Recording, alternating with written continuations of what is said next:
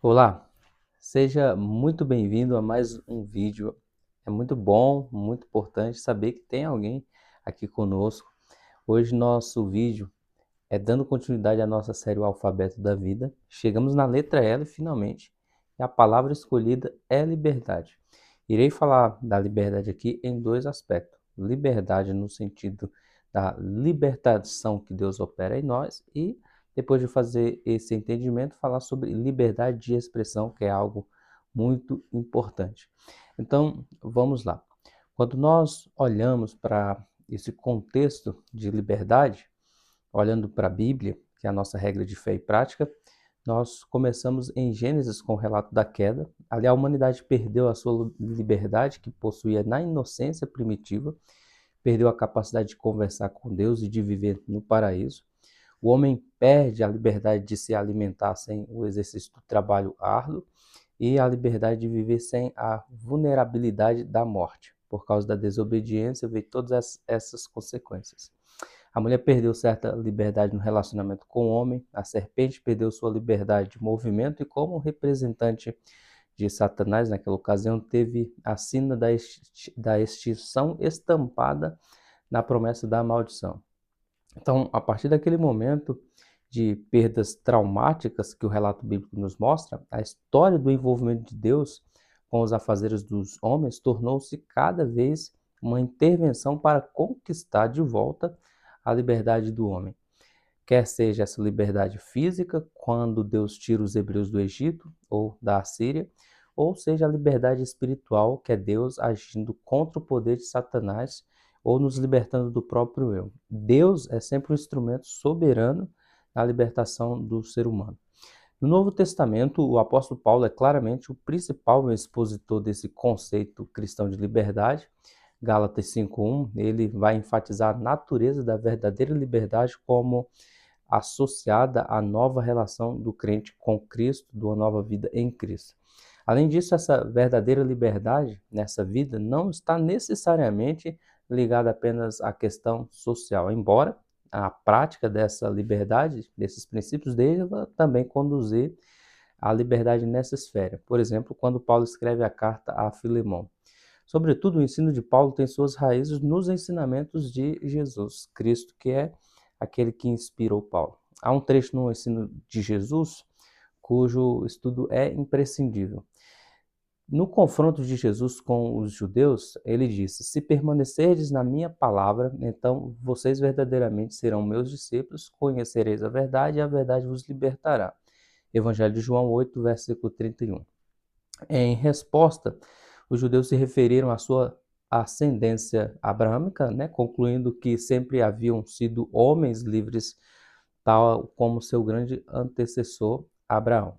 Jesus, porém, deixa claro que essa liberdade não é uma questão de antepassados, é uma questão de responsabilidade individual obtida apenas por aqueles que se tornam discípulos de Jesus e que por meio dele chegam ao conhecimento da verdade. Ele disse: Se portanto o Filho vos libertar, verdadeiramente sereis livres. João 8:36. Os judeus eram escravos do pecado e assim não eram de maneira nenhuma livres. Então, como poderiam ser libertos? A resposta está no mesmo texto, no mesmo contexto ali. O próprio Jesus faz da natureza da vida cristã uma relação de libertação com o Redentor. Quando ele diz: Porque, na verdade, o Filho do Homem veio não para ser servido, mas para servir e dar a sua vida em resgate de muitos. O Evangelho de Marcos, capítulo 10, verso 45. Então, ele disse também aos discípulos que aquele que quiser ser grande entre vós deve ser servo, e quem quiser ser o primeiro entre vós deverá ser servo de todos. Também no Evangelho de Marcos, capítulo 10, versos 43 e 44. Essa verdade se descobre como um paradoxo central do Evangelho. Que ter a Cristo como mestre, aquele que foi primeiramente servo, significa participar dos benefícios de sua morte redentora. Então, basear o comportamento sobre o princípio de que o cristão lidera seus pares mediante seu serviço significa ser uma pessoa que encontrou a verdadeira liberdade.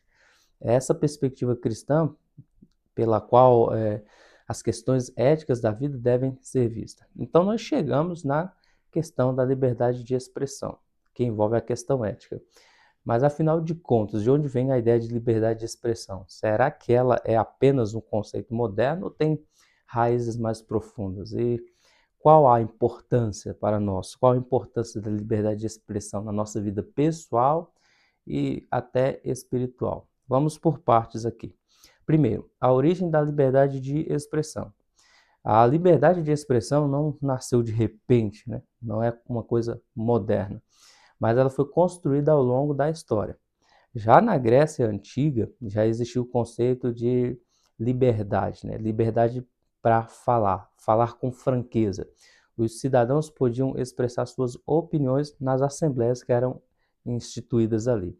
Em Roma, a liberdade incluía o direito de se posicionar diante do Senado, mas apenas para cidadãos livres. Na Idade Média, esse direito foi quase apagado. Reis e líderes religiosos controlavam o pensamento e quem se opunha muitas das vezes era punido de diversas maneiras. No Renascimento e na Reforma Protestante, surgiram vozes que ousaram questionar autoridades como Galileu e Martinho Lutero, né? No Iluminismo, já está chegando próximo da nossa época, filósofos como Locke, Voltaire afirmaram que a liberdade de expressão era essencial para a busca da verdade, para o envolvimento da convivência humana. Então, esses pensamentos inspiraram documentos fundamentais como a Declaração de Direitos da Virgínia em 1776, a primeira emenda da Constituição dos Estados Unidos em 1791 e a Declaração dos Direitos do Homem e do Cidadão na França, lá em 1789. Então, a liberdade de expressão foi reconhecida como um direito humano fundamental. O conceito da liberdade, quando nós falamos disso, esse direito surgiu como resposta a séculos de censura, de perseguição. A ideia é simples, mas poderosa. Ninguém deve ter o poder de calar a voz da consciência e essa voz da consciência precisa ser expressa. No mundo moderno, essa liberdade se tornou um pilar da democracia, da justiça e da convivência entre ideias diferentes, por isso, sociedade, né? Por que isso é importante para nós? Bom, no nível pessoal, expressar-se significa ter dignidade, né? Isso que eu estou fazendo aqui, me expressando, é ter dignidade, uma dignidade reconhecida. E isso faz parte da nossa identidade. No nível social, essa liberdade não for expressa, se nós não conseguirmos nos expressar, nós não somos livres. No nível espiritual, a fé cristã também é um exemplo vivo disso. O evangelho se espalhou porque homens e mulheres ousaram falar de Jesus, mesmo debaixo de perseguição. Paulo, como nós mencionamos, Pedro, os primeiros cristãos só cumpriram sua missão porque insistiram nesse direito de anunciar a verdade. Qual que é a relevância para nós nos dias de hoje? Na política, ter liberdade de expressão nos permite questionar governos e protestar ou proteger contra atos de injustiça. Na educação, abre espaço para o debate saudável de ideias. Na família e nos relacionamentos, o diálogo aberto fortalece a confiança. No trabalho, expressar ideias gera inovação e crescimento, tanto pessoal quanto coletivo. Na espiritualidade, a liberdade de fé e de pregação depende diretamente da liberdade de expressão. Mesmo quando nós não concordamos com as ideias, o ser humano é livre para se expressar. Por isso, entender e valorizar a liberdade é essencial. Sem ela, nós perdemos não apenas a voz, mas também a chance de transformar nossa realidade. E aqui, então, fica um convite. Como você tem usado sua liberdade? Ela é um presente de Deus e também uma responsabilidade nossa, tá bom? Esse vídeo falou no seu coração, inscreva-se no canal, deixe o seu like, compartilha com alguém e assim juntos vamos espalhar valores que realmente constroem a vida. Esse foi o nosso vídeo de hoje, nosso L, né? L de liberdade. Liberdade em Cristo, liberdade de se expressar. Que Deus te abençoe, um beijo fraterno no seu coração e até o nosso próximo encontro, assim Deus nos permitindo. Tchau, tchau.